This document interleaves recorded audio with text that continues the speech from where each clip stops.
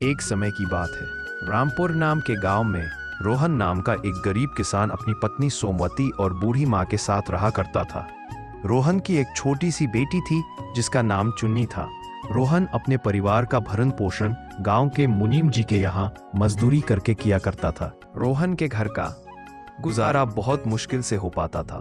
रोहन के पास थोड़ी सी जमीन थी जिस पर सोमवती दिन भर मेहनत करके तरह तरह की फसलें उगाती और गांव के बाजार के दिन सब्जियां और फल बेचा करती थी और रामपुर वासी सोमवती से सब्जियां और फल खरीदते। सब्जियां ले लो, फल ले लो और सब्जियां ले लो। ताजा ताजा सब्जियां ले लो, फल ले लो और सब्जियां ले लो। हरी भरी फल और सब्जियां ले लो, हरी भरी 20 की किलो फल और सब्जियां ले लो। अरे सोमवती, कैसी हो बेटा? घर में सब ठीक तो है? और चुन्नी कैसी है? मदन काका, मैं ठीक हूँ और घर में भी सब ठीक है और चुन्नी भी ठीक है। काका, और बताओ आज बाजार कैसे आना हुआ और काकी कहाँ है? क्या बताऊं सोमवती, तुम्हारी काकी किसी काम से दूसरे गांव गई है। इस कारण मैंने सोचा आज की साग सब्जियां मैं ही ले आता हूँ। अच्छा, तो ये बात है मदन काका। अच्छा सोमवती, तुम ये बताओ टमाटर कैसे किलो बेच रही हो? रोज की तरह 20 रुपए किलो ही बेच रही हूँ काका। अच्छा, ऐसा करो सोमवती, मुझे 1 किलो दे दो। क्यों नहीं काका, देती हूँ। इतना कहकर सोमवती मदन काका को 1 किलो टमाटर दे देती है और बदले में मदन काका से पैसे ले लेती है। सोमवती के खेत में एक पुराना हुआ भी था जो सालों भर सूखा ही रहता।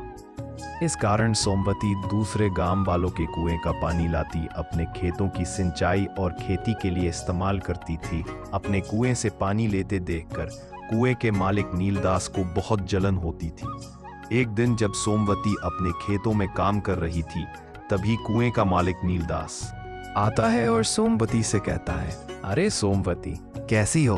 खेतों का काम कैसा चल रहा है? मैं ठीक हूँ नीलदास काका, खेतों का काम भी ठीक ठाक ही चल रहा है। मैं यह कह रहा था कि मैं तुम्हें बहुत सालों से अपने कुएं का पानी देते आ रहा हूँ। अब मैं तुम्हें अपने कुएं का पानी नहीं दे सकता क्योंकि गर्मियों का समय आने वाला है और मेरे कुएं में पानी बहुत कम हो गया है। लेकिन नीलदास काका, अभी तो गर्मियों का समय आने में 2 से 3 महीने हैं। तब तक मैं अपने खेतों का काम कैसे करूंगी, आप ही बताइए काका।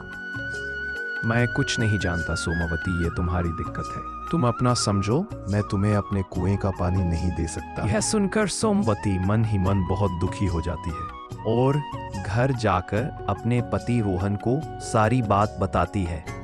ये क्या हो गया भाग्यवान? ये क्या परेशानी आ पड़ी है? अब हमारे घर का गुजारा कैसे होगा? अच्छा ठीक है, तुम जाकर आराम करो, मैं नीलदास काका से मिलकर आता हूँ। यह कहकर रोहन नीलदास काका से मिलने उनके घर की ओर निकल पड़ता है।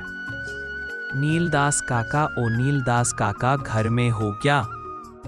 अरे रोहन, तुम हो? बताओ कैसे आना हुआ मेरे घर? नीलदास काका, मुझे सोमवती ने बताया कि आपने हमें कुएं का पानी देने से मना कर दिया है। हाँ रोहन, यह बात सच है। मैं सोमवती को कुएं का पानी लेने के लिए मना कर दिया है। ऐसा क्या हो गया नीलदास काका? देखो रोहन, मैं तुम्हें कई सालों से अपने कुएं का पानी देता आ रहा हूँ और इस बार गर्मियों का समय आ रहा है और मेरे कुएं में पानी कम हो गया है। अगर मैं तुम्हें अपने कुएं का पानी देता हूँ तो मुझे गर्मियों में बहुत परेशानी होगी।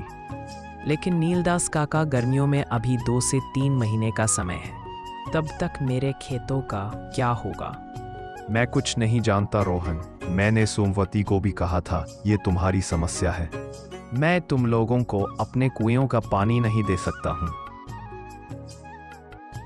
रोहन नीलदास काका को पानी देने के लिए बनाने का बहुत प्रयास करता है, लेकिन नीलदास काका नहीं मानते हैं। रोहन थक हार के दुखी होकर अपने घर की ओर निकल पड़ता है। क्या हुआ? नीलदास काका ने क्या कहा? हाँ सोमवती, नीलदास काका ने पानी देने से साफ इनकार कर रहे थे।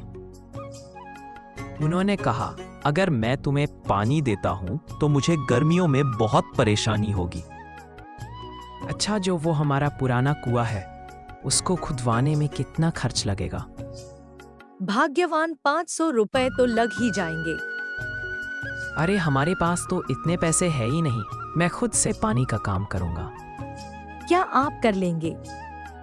हाँ, कुंवर मिस्त्र कर लेगा तो मैं क्यों नहीं कर सकता। यह बोलकर रोहन ने सोमवती से कहा, भाग्यवान, मुझे बहुत तेज भूख लगी है, तुम मेरे लिए खाना परोस दो। इतने में एक साधु बाबा बाहर आए और बोले, जो कुछ भी घर में हो, गेहूं, चावल, बाजरा, वो मुझे लाके दे दो।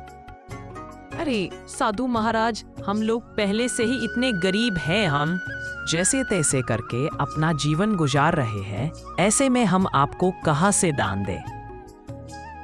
कोई बात नहीं बेटा, ठीक है, मैं चलता हूँ। रोहन ने सोमवती से कहा, भाग्यवान, तुम मेरे खाने की थाली साधु बाबा को दे दो। रोहन की पत्नी रोहन के अनुसार उसके हिस्से का भोजन साधु बाबा को दे देती है। उसके बाद साधु बाबा आशीर्वाद देकर वहां से चले जाते हैं।